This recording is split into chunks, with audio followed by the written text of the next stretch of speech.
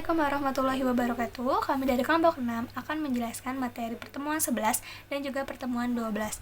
Pertemuan 11 kita akan menjelaskan mengenai definisi subjek, tarif, dan dasar pengenaan PBB, NJOP, serta manfaat penetapan NOP. Dan di pertemuan 12 kita akan membahas tentang aspek perpajakan mengenai bea perolehan hak atas dan bangunan atau yang disingkat dengan BPHTB. Perkenalkan, nama saya Adinda Septiriana. Perkenalkan, saya Nurul Arfia. Perkenalkan, nama saya Rifki Maulana. Perkenalkan, nama saya Tasya Fauzia. Perkenalkan, nama saya Yunitianti Gea. Oke, di sini saya akan menjelaskan mengenai materi pertemuan 11. Pajak bumi dan bangunan atau yang disebut dengan PBB merupakan salah satu sumber pendapatan asli daerah yang penting di Indonesia, yang berfungsi untuk mendukung pembangunan infrastruktur dan pelayanan publik. Pengenaan PBB tidak hanya menjadi kewajiban bagi pemilik tanah dan bangunan, tetapi juga berperan dalam pengaturan penggunaan lahan secara berkelanjutan. Namun, meskipun PBB memiliki peran yang signifikan dalam pembiayaan daerah, masih terdapat tantangan dalam hal kepatuhan wajib pajak dan pemahaman mengenai mekanisme pengenaan pajak. Subjek pajak bumi dan bangunan. Pajak bumi dan bangunan atau PBB mencakup individu atau badan hukum yang memiliki hak atas tanah dan atau bangunan, serta memperoleh manfaat dari keduanya. Berikut adalah penjelasan detail mengenai siapa saja yang termasuk sebagai subjek pajak PBB. 1. Orang pribadi. Orang pribadi adalah individu yang secara nyata memiliki atau menguasai tanah dan bangunan. Yang kedua, badan hukum. Badan hukum mencakup entitas seperti perusahaan, organisasi, atau lembaga yang memiliki hak atas tanah dan bangunan. Yang ketiga, penguasa tanah dan bangunan. Siapa saja yang menguasai tanah dan bangunan, meskipun tidak memiliki hak atas legalnya, dapat dikenakan pajak. Tarif pajak bumi dan bangunan. Tarif PBB ditetapkan berdasarkan peraturan daerah yang berlaku di masing-masing daerah. Tarif 0,1% untuk NJOP kurang dari 200 miliar. Tarif 0,1% untuk NJOP antara 200 juta hingga kurang dari 2 miliar. Tarif 2% untuk NJOP antara 2 miliar hingga kurang dari 10 miliar. Tarif untuk 3%, 0,3% untuk NJOP 10 miliar atau lebih. Di beberapa daerah seperti DKI Jakarta, tarif PBB juga dapat dikenakan sebesar 0,5% untuk objek pajak tertentu dan untuk 0,25% untuk lahan produksi pangan dan ternak. Faktor-faktor yang mempengaruhi penempatan tarif PBB. Yang pertama adalah nilai jual objek pajak, yang kedua ada jenis pemanfaatan objek pajak, yang ketiga ada kebijakan pemerintah daerah, yang keempat ada NJOP tidak dikena pajak. Proses perhitungan PBB. Yang pertama ada setelah mengetahui tarif dan NJOP, perhitungan PBB dilakukan dengan rumus yaitu PBB sama dengan tarif dikali NJKP, di mana nilai jual kena pajak dihitung sebagai persentase tertentu dari NJOP setelah dikurangi NJOP TKP. Misalnya untuk hunian, persentase NJKP biasanya ditetapkan sekitar 40% dari NJOP. Yang kedua ada pengenaan nilai jual objek pajak. Dasar pengenaan pajak bumi dan bangunan di Indonesia adalah nilai jual beli pajak. NJOP merupakan harga rata-rata atau harga pasar yang ditetapkan untuk objek pajak berupa tanah dan bangunan yang digunakan sebagai dasar perhitungan pajak terutang. Pembayaran pajak bumi dan bangunan (PBB) memiliki berbagai manfaat yang signifikan bagi masyarakat dan pemerintah daerah. Berikut adalah penjelasan mengenai manfaat tersebut. Di sini terbagi menjadi 5 bagian. Yang pertama yaitu sumber pendapatan bagi pemerintah daerah, dan yang kedua mengatur kepemilikan properti, dan yang ketiga mengumpulkan data properti, dan yang keempat meningkatkan kesejahteraan masyarakat, dan yang kelima menjaga keadilan sosial. Secara keseluruhan, pembayaran PBB tidak hanya merupakan kewajiban perpajakan bagi individu atau badan hukum, tetapi juga merupakan kontribusi nyata dalam pembangunan daerah dan nasional. Slide selanjutnya di sini ada nomor objek pajak atau NOP. Proses penetapan nomor objek pajak dan perannya dalam administrasi perpajakan, yaitu yang pertama, proses penetapan NOP, nomor objek pajak, adalah nomor identifikasi yang diberikan kepada setiap objek pajak, bumi dan bangunan atau PBB sebagai sarana dalam administrasi perpajakan. Yang kedua, peran NOP dalam administrasi perpajakan. NOP memiliki peran penting dalam sistem administrasi perpajakan. Proses penetapan nomor objek pajak (NOP) merupakan langkah krusial dalam administrasi perpajakan PBB di Indonesia dengan struktur yang jelas dan sistematis. Perannya yaitu pajak bumi dan bangunan atau PBB merupakan salah satu sumber pendapatan penting bagi pemerintah daerah yang dikenakan atas kepemilikan atau pemanfaatan tanah dan bangunan. Subjek dari pajak PBB ini yaitu mencakup individu dan badan hukum yang memiliki hak atas bumi dan atau bangunan serta mereka yang memperoleh manfaat dari objek pajak tersebut. Adapun dasar pengenaan PBB ini adalah nilai jual objek pajak atau NJOP yang ditetapkan berdasarkan penilaian pasar dan faktor-faktor lain yang relevan. Adapun NJOP ini berfungsi sebagai acuan dalam perhitungan pajak terutang dengan tarif yang bervariasi tergantung pada nilai objek pajak. Tarif PBB ditentukan melalui peraturan daerah dan dapat berbeda-beda antara satu daerah. Aspek perpajakan terhadap biaya perolehan hak atas tanah dan bangunan atau BPHTB. Biaya perolehan hak atas tanah dan bangunan dikenakan terhadap orang atau badan yang memperoleh hak atas tanah dan atau bangunan. Pajak yang dikenakan atas tanah dan bangunan ini bersifat wajib bagi wajib pajak yang mempunyai tanah dan bangunan. Menurut Pasal 1 Ayat 1 Undang-Undang Nomor 20 Tahun 2000 tentang Bea Perolehan Hak atas Tanah dan Bangunan atau BPHTB.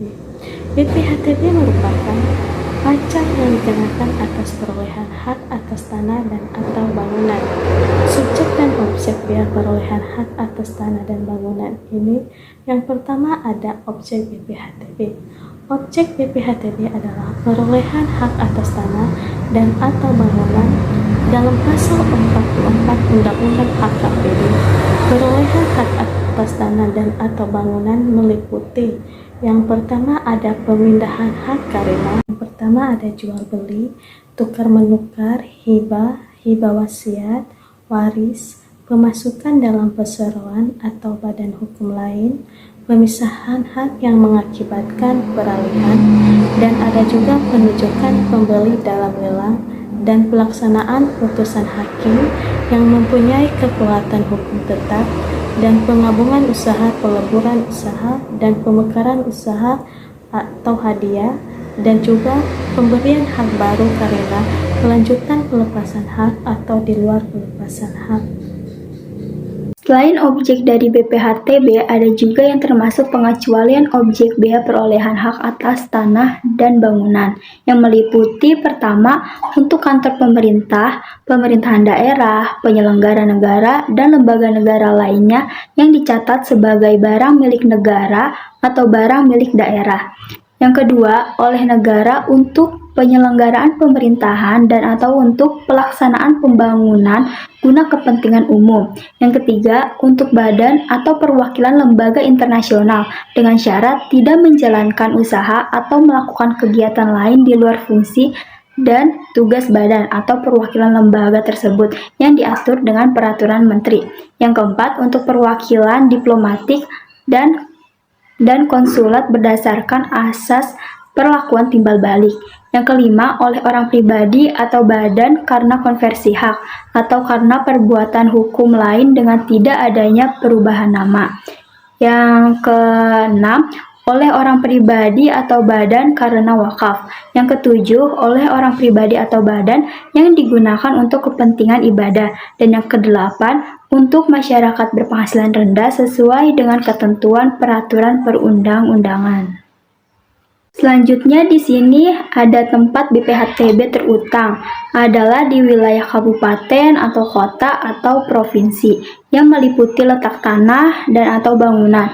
BPHTB yang terutang dibayar ke kas negara melalui bank atau kantor pos dari persepsi BPHTB, yaitu kantor pos dan atau bank badan usaha milik negara atau tempat pembayaran lain yang ditunjuk oleh Menteri Keuangan menggunakan surat setoran bea perolehan hak atas tanah atau bangunan atau SSB. Sesuai dengan pasal 47 Undang-Undang HKPD, tarif BPHTB ditetapkan paling tinggi sebesar 5%. Tarif BPHTB ditetapkan dengan peraturan daerah. Cara menghitung bea perolehan hak atas tanah dan bangunan atau BPHTB sama dengan NPOP dikurang NPOP PTKP dikali 5%. Berikut adalah rumus dasar perhitungan tarif BPHTB. Tarif pajak 5% dikali pengenaan pajak NPOP dikurang NPOP PTKP. Besarnya NPOP PTKP di masing-masing wilayah berbeda-beda. Namun berdasarkan Undang-Undang Nomor 1 Tahun 2022, Pasal 46 Ayat 5 ditetapkan berdasarkan paling rendah sebesar 80 juta rupiah untuk setiap wajib pajak. Contohnya perhitungan pajak BPHTB. Tuan Mahen memperoleh tanah dan bangunan senilai 600 juta rupiah. Nilai perolehan objek pajak atas tanah dan bangunan tersebut adalah sebesar 800 juta rupiah. Nilai perolehan objek pajak tidak kena pajak sebesar 50 juta rupiah. Tarif BPHTB 5%, maka perhitungannya tarif BPHTB-nya adalah NPOP 800 juta, NPOP PTKP 50 juta. Tarif dikali NPOP sama dikurang NPOP PTKP. 5% dikali 750 juta sama dengan 37.500 juta. Maka pajak perhitungan BPHTB yang harus dibayar Tuan Mahen sebesar 37.500.000 rupiah. Dasar pengenaan BPHTB adalah nilai perolehan objek pajak NPOP. NPOP ini ditetapkan sesuai pasal 46 Undang-Undang HKPD sebagai berikut. Harga transaksi untuk jual beli, nilai pasar untuk tukar menukar, hibah wasiat, warisan, pemasukan dalam persoraan atau badan hukum lainnya, memisahkan hak yang mengakibatkan peralihan hak karena pelaksanaan keputusan hakim yang mempunyai kekuatan hukum tetap, pemberian hak baru atas tanah sebagai kelanjutan dari pelepasan hak, pemberian hak baru atas tanah di luar pelepasan hak, penggabungan usaha, pelaburan usaha, pemekaran usaha, dan hadiah. Dan harga transaksi yang tercantum dalam risah lelang untuk menunjukkan pembelian dalam lelang. Implikasi contoh kasus dan implikasi terkait bid perolehan hak atas tanah dan bangunan.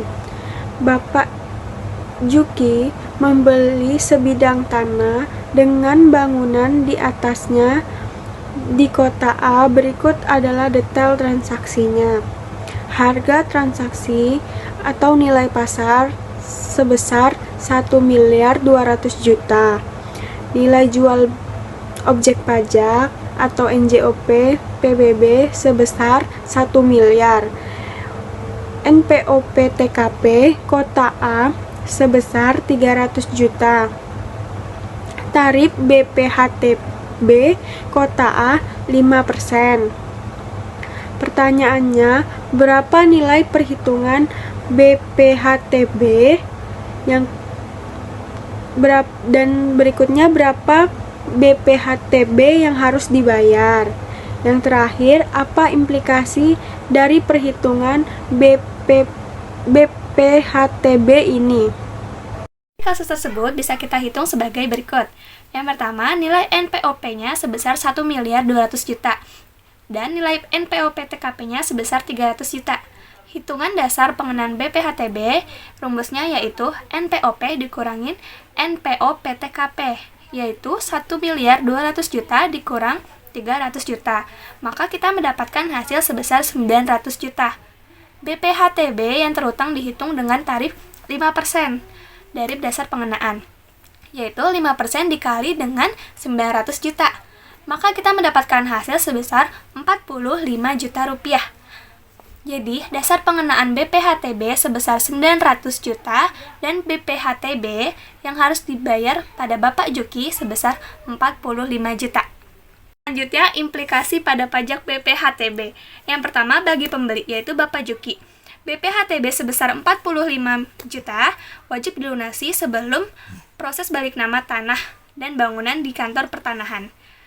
Tanpa pembayaran BPHTB, proses peralihan hak atas tanah tidak dapat dilakukan. Yang kedua, pemerintah daerah.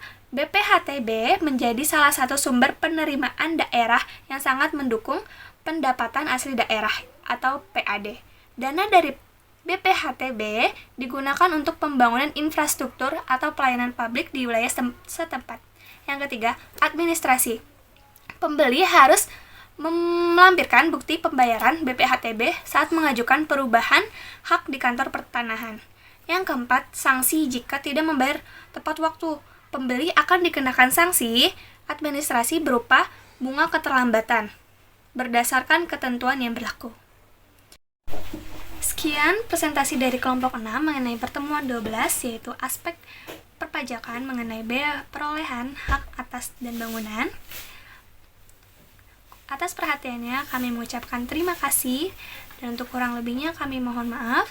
Wassalamualaikum warahmatullahi wabarakatuh.